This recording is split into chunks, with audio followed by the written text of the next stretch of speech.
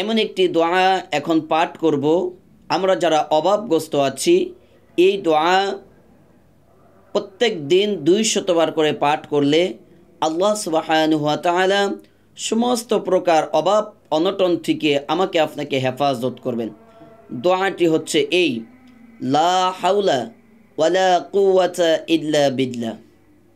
এই এতটুক দোয়া যে ব্যক্তি প্রত্যেক দিন নির্দিষ্ট টাইমে 200 বার আমল করবে, আল্লাহ সুবহানাহু ওয়া তাআলা ওই ব্যক্তি সমস্ত প্রকার অভাব অনটন থেকে আল্লাহ তাআলা তাকে হেফাজত করবেন।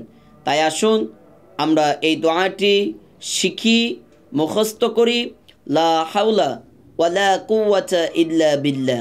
আল্লাহ সুবহানাহু ওয়া তাআলা এই দোয়ার উপরে আমল করে অভাব অনটন থেকে বাঁচার তৌফিক দান করুন। আমিন।